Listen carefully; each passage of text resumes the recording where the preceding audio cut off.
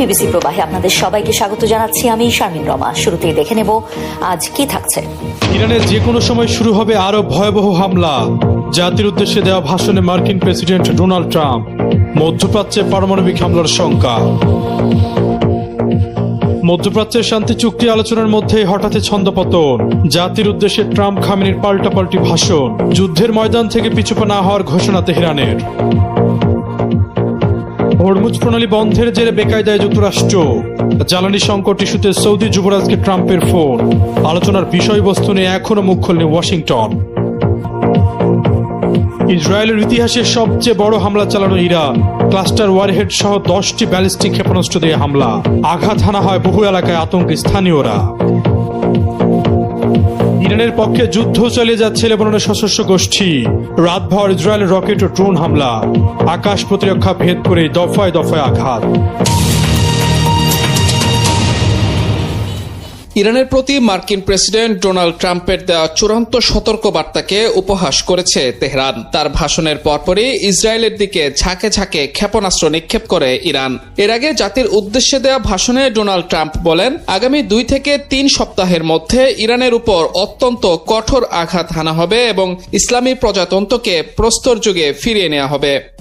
ট্রাম্পের হুমকির জবাবে ইরানের সামরিক বাহিনী পাল্টা হুঁশিয়ারি দেয়। রাষ্ট্রীয় টেলিভিশনে প্রচারিত এক বিবৃতিতে ইরানের সামরিক বাহিনীর অপারেশনাল কমান্ড খাতাম আল আম্বিয়ার মুখপাত্র ইব্রাহিম জুলফাগারি বলেন, সর্বশক্তিমান আল্লাহর উপর আস্থা রেখে বলছি, এই যুদ্ধ তোমাদের অপমান, লাঞ্ছনা, স্থায়ী ও নিশ্চিত অনুশোচনা এবং আত্মসমর্পণ পর্যন্ত চলবে। আমাদের আরও চূর্ণকারী, ব্যাপকতর এবং আরও ধ্বংসাত্মক কর্মকাণ্ডের জন্য অপেক্ষা করো। এদিকে ভাষণে ট্রাম্প দাবি করেন, ওয়াশিংটনের লক্ষ্য কখনোই শাসন ব্যবস্থার পরিবর্তন ছিল না, কিন্তু ইরানের সকল মূল নেতার মৃত্যুর কারণে তা ঘটেছে। তিনি সতর্ক করে বলেন, যদি কোনো চুক্তি না হয় তাহলে যুক্তরাষ্ট্র ইরানের প্রতিটি বিদ্যুৎ উৎপাদন কেন্দ্রে কঠোর আঘাত হানবে।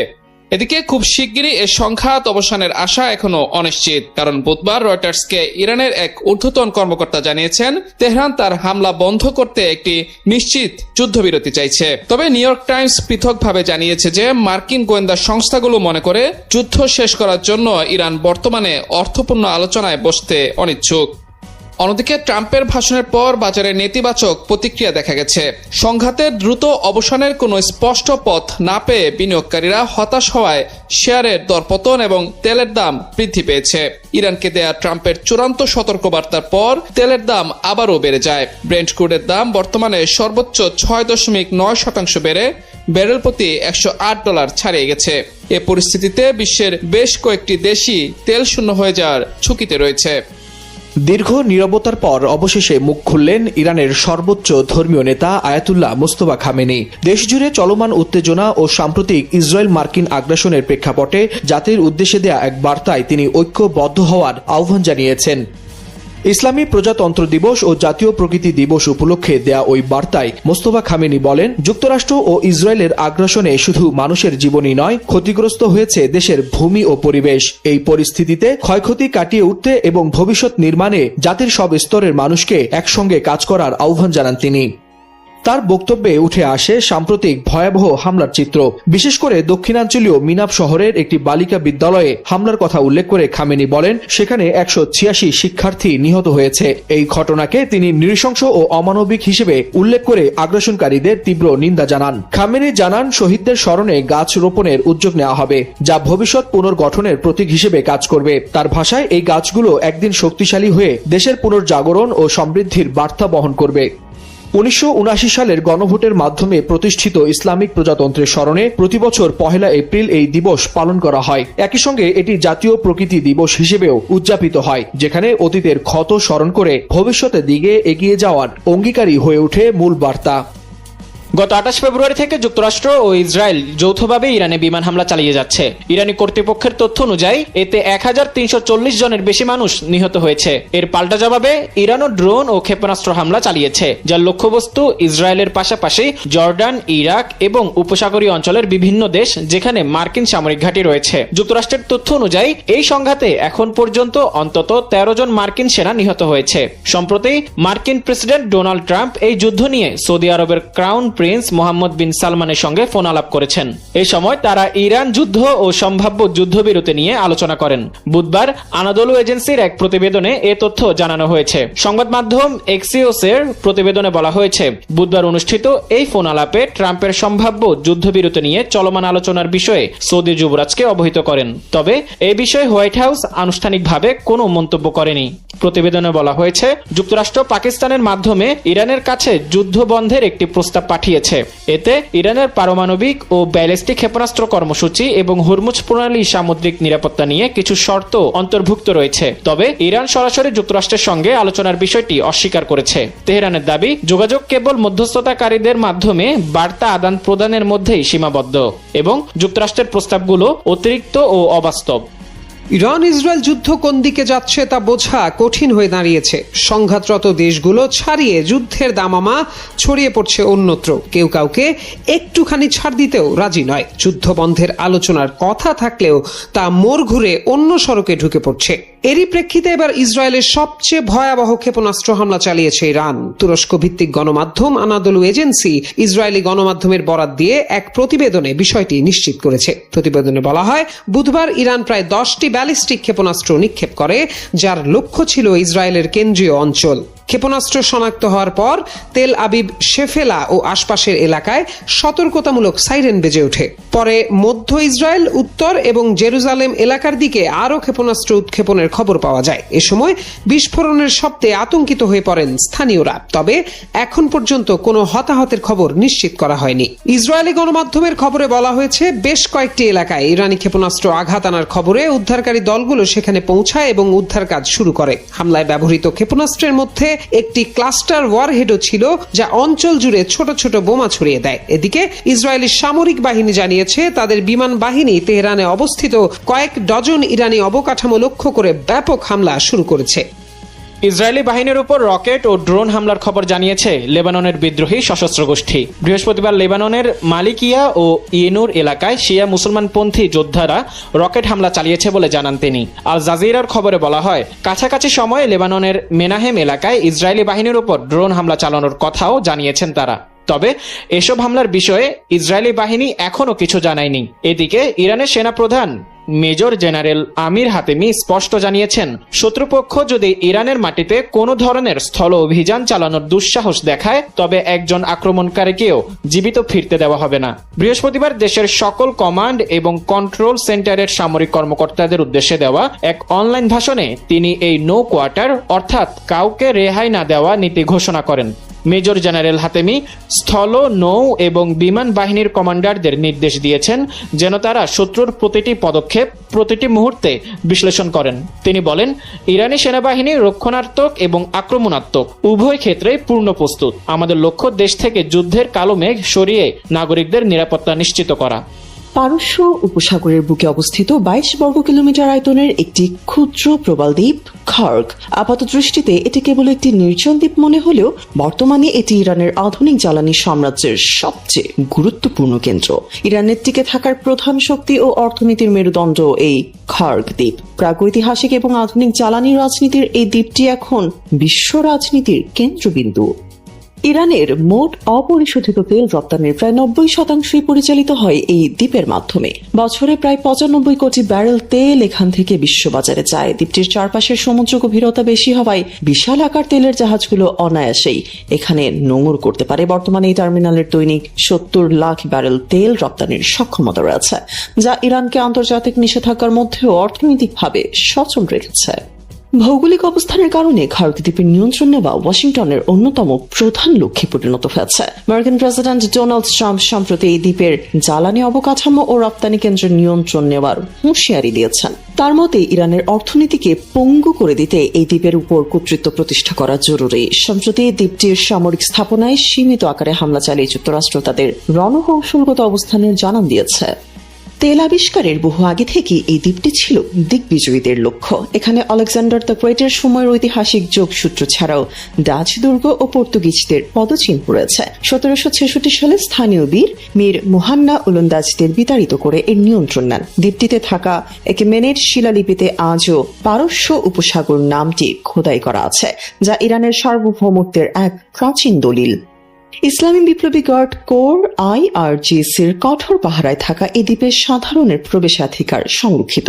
1980-র দশকে ইরান ইরাক যুদ্ধের সময় দ্বীপটি ব্যাপক ক্ষয়ক্ষতির শিকার হলেও পরবর্তীতে তা পুনর্নির্মাণ করা হয়। বর্তমানে চীন সহ এশিয়ার দেশগুলোতে তেল সরবরাহের প্রধান পথ হিসেবে খর্গ দ্বীপ আন্তর্জাতিক জ্বালানি নিরাপত্তার অন্যতম চাবিকাঠি। সম্প্রতি ভূ রাজনৈতিক উত্তেজনার কারণে এই দ্বীপটি আবারও আন্তর্জাতিক আলোচনার কেন্দ্রে চলে এসেছে। ইসরায়েল যুক্তরাষ্ট্রের যৌথ হামলায় নিহত হন আয়াতুল্লাহ আলী খামেনি। এরপরই ইরানের সর্বোচ্চ নেতা নির্বাচিত হন তার পুত্র মোস্তফা খামেনি। দায়িত্ব নেওয়ার প্রায় 1 মাস কেটে গেলেও এখনো তাকে জনসম্মুখে দেখা যায়নি। মাঝে মধ্যে তার কিছু লিখিত বিবৃতি রাষ্ট্রীয় টেলিভিশনে পড়ে শোনানো হয়। এমন অবস্থায় দীর্ঘ অনুপস্থিতি তার শারীরিক অবস্থা এবং অবস্থান নিয়ে চারিদিকে নানা জল্পনা উস্কে দিয়েছে। অবশেষে এসে জল্পনা জল ঢেলে মুখ খুলল রাশিয়া। ইরানে নিযুক্ত রুশ রাষ্ট্রদূত অ্যালেক্সি দেদোভ সংবাদ মাধ্যম RTI-কে জানান, মোস্তফা খামেনি ইরানে রয়েছেন, তবে কিছু সঙ্গত কারণে তিনি এখনই প্রকাশ্যে আসছেন না। অন্যদিকে যুক্তরাষ্ট্রের পক্ষ থেকে দাবি করা হয়েছে, গত 28 ফেব্রুয়ারি বিমান হামলায় আলী খামেনি নিহত হন। ওই হামলায় মোস্তফা খামেনিও নিজেও গুরুতর আহত হয়েছেন, এমনকি তার চেহারা বিকৃত হয়ে গিয়েছে। এছাড়াও গুঞ্জন রয়েছে, পুতিনের আমন্ত্রণে চিকিৎসার জন্য মোস্তফা খামেনিকে মস্কোতে নিয়ে যাওয়া হয়েছে। এই পরিস্থিতিতে রাশিয়ার বিবৃতি যথেষ্ট গুরুত্বপূর্ণ, কারণ যুদ্ধ পরিস্থিতিতে তেহরানের পাশে দাঁড়িয়ে মস্কো ইঙ্গিত দিচ্ছে দুই দেশের কূটনৈতিক সম্পর্ক আগের মতোই মজবুত রয়েছে। প্রধান নেতা চোখের আড়ালে থাকলেও দেশের কট্টরপন্থীদের উদ্দীপনায় একটু ভাটা পড়েনি। হাজার হাজার মানুষ রাস্তায় নেমে তার প্রতি অনুগত্য প্রকাশ করছেন। আমেরিকা ও ইসরায়েলের নিশানায় ইরানের পাল্টা হামলা আবহে এই সমর্থনই এখন শাসক শিবিরের একমাত্র শক্তি। বিগত 40 বছর বাবার ছত্রছায়া থেকে, পর্দার আড়াল থেকে ক্ষমতায় সামলেছেন 56 বছর বয়সী মোস্তফা খামেনি। এখন সিংহাসনে বসেও তার এই আড়ালে থাকা নিয়ে চলছে আলোচনা সমালোচনা। বিশেষজ্ঞদের একাংশের মত, ইরানি প্রশাসনে এখন ব্যক্তির চেয়ে বেশি শক্তিশালী উঠেছে বিভিন্ন প্রতিষ্ঠান এবং নিরাপত্তা বাহিনী। তবে কারো কারো মত, নিরাপদে থেকে যুদ্ধ পরিস্থিতি পর্যবেক্ষণ করছেন মোস্তফা খামেনি। IRGC থেকে শুরু করে যুদ্ধে নেতৃত্ব দেওয়া সব পক্ষকেই প্রয়োজনীয় নির্দেশনা দিচ্ছেন তিনি। এদিকে পাকিস্তানের উদ্যোগে মধ্যপ্রাচ্যের উত্তেজনা কমাতে দফায় দফায় বৈঠক অনুষ্ঠিত হচ্ছে। ইসলামাবাদে সৌদি আরব, তুরস্ক, মিশরের পররাষ্ট্রমন্ত্রীদের সঙ্গে পাক পররাষ্ট্রমন্ত্রীর বৈঠকের পর পাকিস্তানের উপপ্রধানমন্ত্রী ও পররাষ্ট্রমন্ত্রী মঙ্গলবার বেইজিং সফর করেন। এরপরে চীন জানায় তারা ইরানের বিষয়ে পাকিস্তানের সঙ্গে সহযোগিতা আরও জোরদার করবে।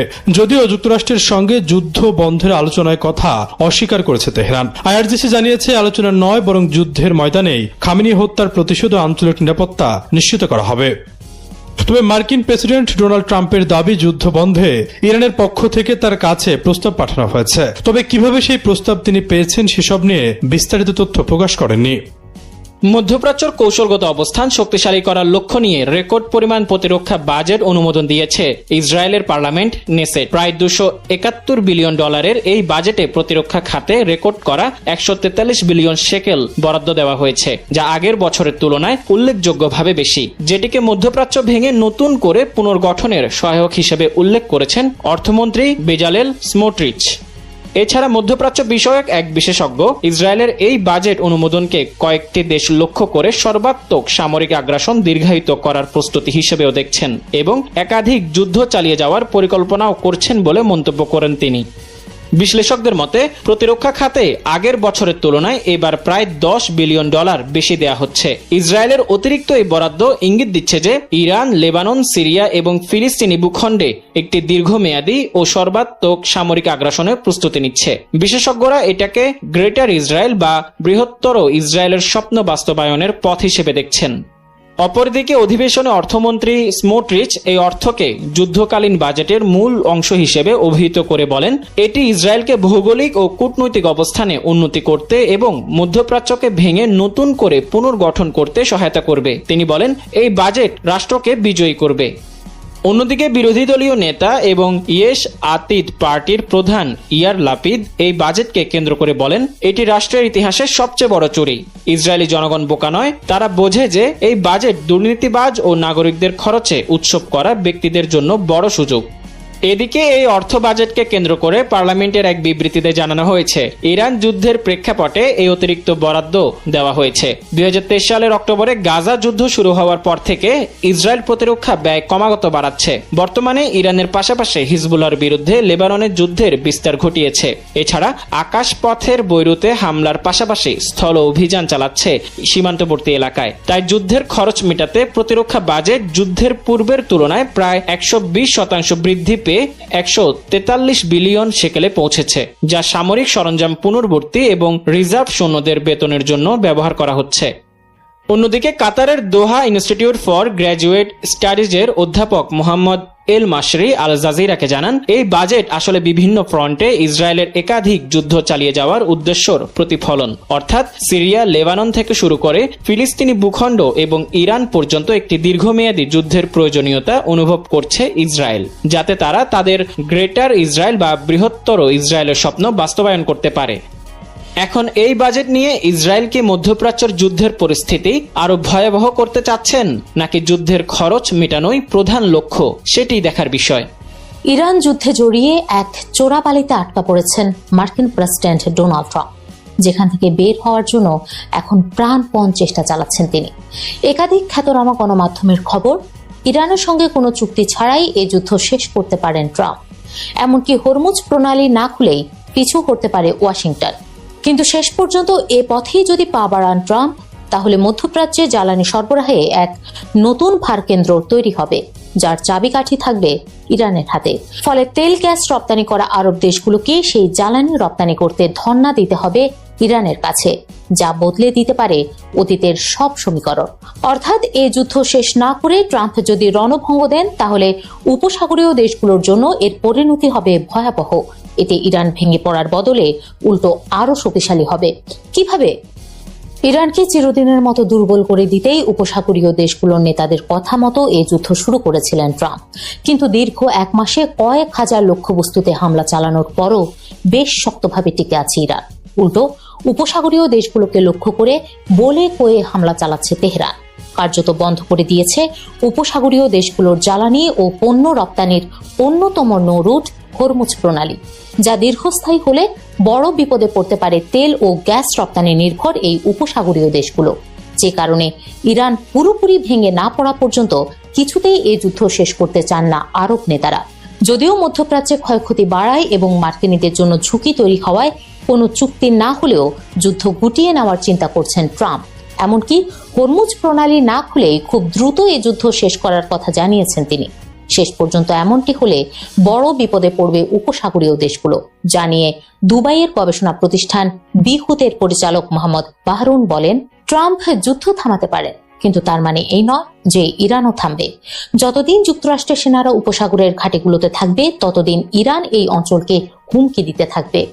উপসাগরীয় দেশগুলোর সবচেয়ে বড় ভয় হলো যুক্তরাষ্ট্র মাঝপথে রণভঙ্গ দিলে যুদ্ধ শেষে জয়ী হবে ইরান, আরো শক্তিশালী হয়ে উঠবে। তখন তারা জাহাজ চলাচল, জ্বালানি সরবরাহ ও আঞ্চলিক স্থিতিশীলতা নিয়ন্ত্রণ করবে, আর উপসাগরীয় দেশগুলোকে এর অর্থনৈতিক ও কৌশলগত খরচ বহন করতে হবে। জানিয়ে বাহরুন বলেন, এই অঞ্চলে জাহাজ চলাচলের স্বাধীনতা কমে যাওয়া উদ্বেগের। হরমুজ প্রণালীতে নিজেদের নিয়ম চাপিয়ে দিতে পারে ইরান। কাজেই এটি শুধু হরমুজের বিষয় নয়, ইরান এখন বিশ্ব অর্থনীতির এক গুরুত্বপূর্ণ জায়গায় হাত দিয়েছে। এই ক্ষমতা ভবিষ্যতে যে কোনো দেশকে সতর্কবার্তা দেয়, ইরানে হামলা হলে বড় মূল্য চুকাতে হবে। উপসাগরীয় দেশগুলো ইরানের বিরুদ্ধে যুক্তরাষ্ট্রকে গোপনে সহায়তা দিলেও প্রকাশ্যে যুদ্ধে জড়ায়নি। এমনটির কারণ, উপসাগরীয় দেশগুলো ভয় পাচ্ছে এই যুদ্ধ আরো বাড়লে শিয়া ও সুন্নিদের মধ্যে দ্বন্দ্ব বাড়বে, যা বহু বছর ধরে মধ্যপ্রাচ্যকে অস্থির করে রাখবে। এছাড়াও তখন ইরানের সরাসরি হামলার সম্মুখীন হতে হবে তাদের, যা তাদের পক্ষে সামাল দেওয়া কঠিন। এদিকে রাজনৈতিক বিশ্লেষকদের ভাষ্য, যুক্তরাষ্ট্র ও ইসরায়েল ইরানের প্রতিক্রিয়া সম্পর্কে ভুল হিসাব করেছিল।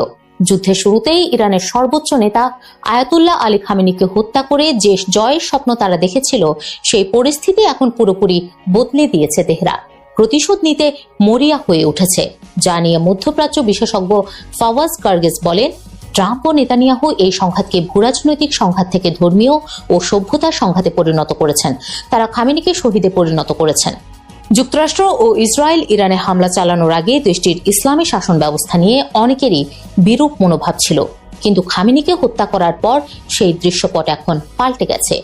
দেশটির ওপর নির্বিচারে চালানো হামলা, এমনকি শিশুদের স্কুলে বোমা হামলা যুক্তরাষ্ট্রের ওপর ইরানিদের ক্ষোভ বাড়িয়েছে। ইরানের পাল্টা পদক্ষেপকে টিকে থাকার লড়াই হিসেবে দেখছে ইরানিরা। জানিয়ে বিশ্লেষকদের ভাষ্য, শীর্ষ নেতাদের সরালে ইরান ভেঙে পড়বে।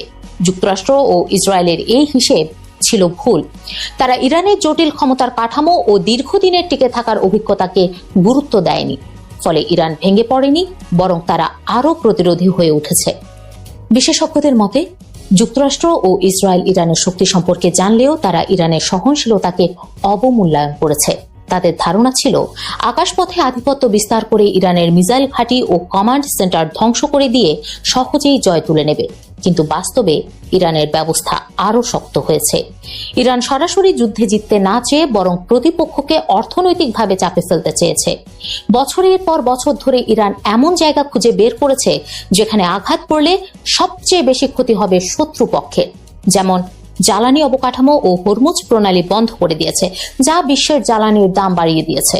মুদ্রাস্ফীতি বাড়িয়ে বিশ্ব ব্যবস্থাকে অস্থির করে তুলেছে। ফলে এই যুদ্ধ থামাতে এখন ওয়াশিংটনকে চাপ দিচ্ছে তার মিত্র দেশগুলো। বিপরীতে যুদ্ধ দীর্ঘস্থায়ী করতে চাইছে ইরান, কেননা এই যুদ্ধে জেতা নয় বরং টিকে থাকাই তাদের লক্ষ্য। ট্রাম্প তার জাতির উদ্দেশ্যে দেওয়া ভাষণে আগামী 3 সপ্তাহের মধ্যে যুদ্ধ শেষ করার কথা বলেছেন। কিন্তু শেষ পর্যন্ত যদি কোনো চুক্তি ছাড়াই এই যুদ্ধ শেষ হয়, তাহলে চরম ঝুঁকির মুখে পড়বে উপসাগরীয় দেশগুলো। তখন এই অঞ্চলে আধিপত্য বিস্তার করবে ইরান। ভবিষ্যতে যা এই অঞ্চলে সীমাবদ্ধ নাও থাকতে পারে, কেননা ইরানের বহু পুরনো আন্তর্জাতিক নেটওয়ার্ক রয়েছে, যেগুলো ব্যবহার করে তারা বিশ্বের বিভিন্ন জায়গায় যুক্তরাষ্ট্র, ইসরায়েল ও তাদের মিত্রদের লক্ষ্যবস্তু করতে পারে। জানিয়ে সন্ত্রাসবাদ বিশেষজ্ঞ ম্যাগনাস রানস্ট্রপ বলেন, এখনো ক্ষমতা দেখানো শুরুই করেনি ইরান। তাদের বিশাল সক্ষমতা আছে যুক্তরাষ্ট্র ও ইসরায়েলকে শাস্তি দেওয়ার। মধ্যপ্রাচ্য থেকে বিশ্ববাজারে তেল পরিবহনের সবচেয়ে গুরুত্বপূর্ণ জলপথগুলোর একটি। পারস্য উপসাগর ও ওমান উপসাগরকে সংযুক্ত করা এই সরু প্রণালী দিয়ে প্রতিদিন বিপুল পরিমাণ তেল পরিবহন হয়। বিশেষ করে চীন, ভারত, জাপান ও দক্ষিণ কোরিয়ার মতো বড় অর্থনীতির দেশগুলো এই পথের উপর অনেকটাই নির্ভরশীল। তাদের জন্য হরমুজ এক ধরনের জ্বালানির লাইফলাইন। 5+ স্টার রেটিং প্রাপ্ত দেশের সর্বোচ্চ বিদ্যুৎ সাশ্রয়ী ওয়ালটন এসি স্মার্ট কমফোর্ট এখন নেক্সট লেভেলে। বিশ্বের সবচেয়ে বড় তেল আমদানিকারক দেশ চীনও এই পথের উপর অনেকটাই নির্ভরশীল। পারস্য উপসাগর অঞ্চল থেকে চীনের যে পরিমাণ তেল আমদানি হয় তা প্রায় ভারত, জাপান ও দক্ষিণ কোরিয়ার সম্মিলিত আমদানির সমান। ফলে স্বাভাবিকভাবেই হরমুজ প্রণালীতে কোনো সমস্যা হলে বিশ্ববাজারে বড় ধরনের প্রভাব পড়তে পারে, আর এতে ক্ষতিগ্রস্ত হতে পারে চীনের অর্থনীতিও।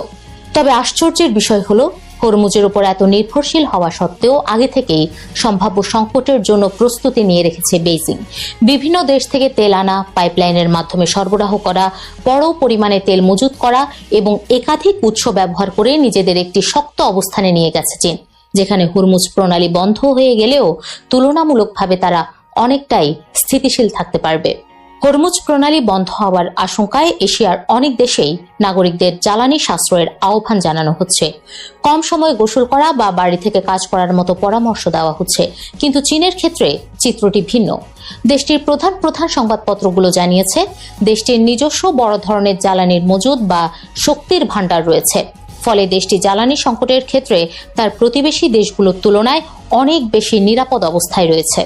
চীনের শক্তির সবচেয়ে বড় উৎসগুলোর একটি হলো বৈদ্যুতিক যানবাহনের দ্রুত বিস্তার। কয়েক বছর আগেও যেখানে বৈদ্যুতিক গাড়ি ছিল ভবিষ্যতের লক্ষ্য, এখন তা বাস্তবতা। 2020 সালের শেষ দিকে চীন সরকার 2025 সালের মধ্যে নতুন গাড়ির 20% বৈদ্যুতিক করার লক্ষ্য নির্ধারণ করে, কিন্তু বাস্তবে সেই লক্ষ্য ছাড়িয়ে যায় অনেক আগেই। দেশটিতে গত বছর নতুন বিক্রি হওয়া গাড়ির প্রায় অর্ধেকই ছিল বৈদ্যুতিক। এর ফলে চীনে তেলের চাহিদা বাড়ার যে প্রবণতা ছিল তা থেমে গেছে। এমনকি centre for research and energy and clean air হিসাবে দেখা গেছে, বৈদ্যুতিক গাড়ির কারণে গত বছর যে পরিমাণ তেল সাশ্রয় হয়েছে তা প্রায় সৌদি আরব থেকে চীনের আমদানির সমান। অর্থাৎ দেশটিতে পরিবহন খাতে তেলের উপর নির্ভরতা দ্রুত কমছে। চীনের বিদ্যুৎ গ্রিড মূলত দেশীয় কয়লা এবং দ্রুত বর্ধনশীল নবায়নযোগ্য শক্তির উপর নির্ভরশীল। সৌর ও বায়ুশক্তির উৎপাদন এত দ্রুত বাড়ছে যে প্রতি বছর অর্থনীতির জন্য প্রয়োজনীয় অতিরিক্ত বিদ্যুতের প্রায় সবটাই এখন আসছে এই উৎস থেকে। ফলে কয়লা আমদানি কমেছে।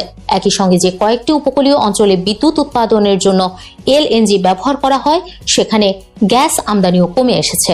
অর্থাৎ বিদ্যুৎ খাতে প্রায় পুরোপুরি বিদেশি জ্বালানি নির্ভরতা থেকে মুক্ত চীন। চীন প্রচুর তেল আমদানি করলেও কখনোই এটি নির্দিষ্ট দেশের উপর নির্ভর করে না। চীনের তেল আমদানি বিভিন্ন উৎস থেকে আসে এবং কোনো একক উৎসের উপর নির্ভরশীলতা 20%-এরও কম। উদাহরণ হিসেবে জাপান তার প্রায় 80% তেল সৌদি আরব ও সংযুক্ত আরব আমিরাত থেকে সংগ্রহ করে, কিন্তু চীন একই পরিমাণ তেল 8টি ভিন্ন দেশ থেকে আমদানি করে। এর মধ্যে রাশিয়া, ইরান ও ভেনেজুয়েলার মতো দেশ রয়েছে, যেখান থেকে অনেক সময় ছাড়কৃত দামে তেল পাওয়া যায়। ফলে কোনো একটি উৎস বন্ধ হয়ে গেলেও চীনের জন্য বিকল্প ব্যবস্থা করা সহজ হয়। চীনের কাছে রয়েছে বড় পরিসরে কৌশলগত পেট্রোলিয়াম রিজার্ভ। এই মজুদের সঠিক পরিমাণ প্রকাশ না করা হলেও ধারণা করা হয় সরকারি এবং বাণিজ্যিক মজুদ মিলিয়ে চীনের কাছে এত তেল মজুদ আছে যা দিয়ে হরমুজ প্রণালী থেকে আসা তেলের ঘাটতি প্রায় 7 মাস পর্যন্ত পূরণ করা সম্ভব। চীন নিজেও বিপুল পরিমাণ তেল উৎপাদন করে। 2025 সালে দেশটি দৈনিক প্রায় 43 লাখ ব্যারেল তেল উৎপাদন করেছে, যা একটি রেকর্ড এবং মোট আমদানির প্রায় 40%-এর সমান। তবে তেলের ক্ষেত্রে বড় ধরনের উৎপাদন বৃদ্ধির সুযোগ সীমিত। যুক্তরাষ্ট্রের মতো শেল অয়েল বিপ্লব চীনের পক্ষে সম্ভব নয়। তবে গ্যাসের ক্ষেত্রে তাদের অবস্থান আরও শক্তিশালী। অভ্যন্তরীণ উৎপাদন বাড়ার পাশাপাশি রাশিয়া, মধ্য এশিয়া ও মিয়ানমার থেকে পাইপলাইনের মাধ্যমে গ্যাস আমদানি করে চীন। চীনের শক্তিশালী পাইপলাইনের নেটওয়ার্ক তাকে সমুদ্র পথের উপর নির্ভরতা কমাতে সাহায্য করেছে। রাশিয়া, মধ্য এশিয়া এবং মিয়ানমার থেকে তেল ও গ্যাস সরাসরি চীনে পৌঁছায় পাইপলাইনের মাধ্যমে। পাওয়ার অফ সাইবেরিয়া পাইপলাইন চালুর পর এই স্থলপথের মাধ্যমে সরবরাহ আরও বেড়েছে। এছাড়া ভবিষ্যতে পাওয়ার অফ সাইবেরিয়া 2 নামে একটি বড় পাইপলাইন প্রকল্প চালু হলে চীনের সমুদ্র পথের উপর নির্ভরতা আরও কমে যাবে বলে মনে করছেন বিশ্লেষকরা। তবে এই সুবিধা জাপান বা দক্ষিণ কোরিয়ার মতো দ্বীপ দেশগুলোর নেই, তাই তারা সমুদ্র পথের উপর অনেক বেশি নির্ভরশীল। দীর্ঘদিন ধরে চীনের অর্থনৈতিক প্রবৃদ্ধি বিদেশি তেলের উপর নির্ভর করলেও সেই চিত্র দ্রুত বদলাচ্ছে। বৈদ্যুতিক গাড়ির বিস্তার এবং নবায়নযোগ্য শক্তির দ্রুত উন্নয়ন চীনকে এমন এক অবস্থানে নিয়ে গেছে যেখানে বিদেশি তেলের উপর নির্ভরতা আর আগের মতো নেই। প্রেস্টেড এনার্জির তেল ও গ্যাস গবেষণার ভাইস প্রেসিডেন্ট লিন চেন বলেন, খুব শিগগিরই চীনের তেলের চাহিদা সর্বোচ্চ পর্যায়ে পৌঁছে ধীরে ধীরে কমতে শুরু করবে। তাই আমদানির অংশ বেশি থাকলেও পরিস্থিতির অবনতি হওয়ার সম্ভাবনা খুবই কম। যুক্তরাষ্ট্রের ইতিহাসে অনেক যুদ্ধই কৌশলগত কারণে হয়েছে, কিন্তু কোনো নেতার নিছক ব্যক্তিগত অহংকার বা ইগো বাঁচাতে কি আস্ত একটি দেশের বিরুদ্ধে যুদ্ধ চালিয়ে যাওয়া সম্ভব? যখন দেশের সিংহভাগ মানুষ যুদ্ধের বিপক্ষে এবং খোদ নিজ দলের কট্টর সমর্থকরাও একে চিরস্থায়ী যুদ্ধ আখ্যা দিয়ে মুখ ফিরিয়ে নিচ্ছেন, তখনও কেন ডোনাল্ড ট্রাম্প ইরান যুদ্ধ থামাতে পারছেন না? ইসরায়েলের ভ্রান্ত ধারণায় প্ররোচিত হয়ে শুরু করা এই যুদ্ধ কি এখন ট্রাম্পের জন্য এক চরম বেকায়দা অবস্থা বা গলার কাটা হয়ে দাঁড়িয়েছে? এই শোচনীয় অবস্থা থেকে নিজের ভাবমূর্তি বাঁচাতে হোয়াইট হাউস কি এখন বাস্তব সামরিক বিজয়ের বদলে স্রেফ একটি ভুয়া মনস্তাত্ত্বিক বিজয় খুঁজছে? চলুন ট্রাম্পের অহংকার এবং ইরান যুদ্ধের পেছনের চরম বেকায়দা অবস্থার চাঞ্চল্যকর এই উত্তরগুলো জেনে নেই। যুক্তরাষ্ট্রের মূলধারা গণমাধ্যম থেকে শুরু করে সাধারণ মানুষ সবাই ইতোমধ্যে বুঝে গেছেন ইরান যুদ্ধ একটি বেপরোয়া, অযৌক্তিক এবং কৌশলগতভাবে অসংলগ্ন সিদ্ধান্ত। পিউ রিসার্চের তথ্য অনুযায়ী 61% মার্কিন নাগরিক এই যুদ্ধে ট্রাম্পের ভূমিকার বিরোধী। এপি নরক এবং ফক্স নিউজের জরিপেও প্রায় 60% মানুষ মনে করেন এই সামরিক আগ্রাসন মাত্রা ছাড়িয়ে গেছে। রয়টার্সের মতে ট্রাম্পের জনসমর্থন রেটিং কমে 36% ঠেকেছে এবং মাত্র 7% আমেরিকান ইরানের স্থল অভিযানের পক্ষে। জ্বালানির দাম বৃদ্ধি ও অর্থনৈতিক উদ্বেগের কারণে খোদ ট্রাম্পের মাগা সমর্থকরাও একে দেখছেন আরেকটি অন্তহীন যুদ্ধ হিসেবে। সব মিলিয়ে ট্রাম্প এখন নিজ দেশেই পড়েছেন চরম রাজনৈতিক ও কৌশলগত বেকায়দায়। ট্রাম্প প্রশাসন ভেবেছিল প্রচন্ড সামরিক চাপ দিলে ইরানের অভ্যন্তরীণ রাজনৈতিক কাঠামো ভেঙে পড়বে, কিন্তু বাস্তবতা সম্পূর্ণ ভিন্ন। সর্বোচ্চ নেতা আলী খামেনির অধীনে ইরানের নেতৃত্ব ও সামরিক সংহতি সম্পূর্ণ অটুট রয়েছে। উল্টো ইরান ইসরায়েলি ভূখণ্ড ও মার্কিন ঘাঁটিতে সফলভাবে পাল্টা হামলা চালিয়েছে এবং হরমুজ প্রণালীর উপর নিয়ন্ত্রণ বজায় রেখে বিশ্বব্যাপী জ্বালানি বাজারে চরম আতঙ্ক তৈরি করেছে। এখন ইরানের সরকার পতন ঘটাতে হলে একটি বিশাল স্থল অভিযান প্রয়োজন, যা করার মতো সমর্থন বা পরিস্থিতি কোনোটাই ট্রাম্পের নেই। কৌশলগত ভিত্তি ভেঙে পড়ার পরও ট্রাম্প কেন এই যুদ্ধ চালিয়ে যাচ্ছেন? বিশ্লেষকদের মতে এর মূল কারণ ট্রাম্পের তীব্র অহংকার বা নার্সিসিস্টিক মনস্তত্ত্ব। তিনি রাজনীতিকে সব সময় শক্তি প্রদর্শনের জায়গা মনে করেন। এখন পিছু হটলে তাকে দুর্বল মনে হবে, আর আপোষ করা মানে তার জন্য চরম অপমান। যে নেতার পুরো রাজনৈতিক কেরিয়ার শক্তি ও আধিপত্যের ইমেজের উপর দাঁড়িয়ে, তার কাছে এমন পরাজয় রাজনৈতিক ও ব্যক্তিগতভাবে অসহনীয়।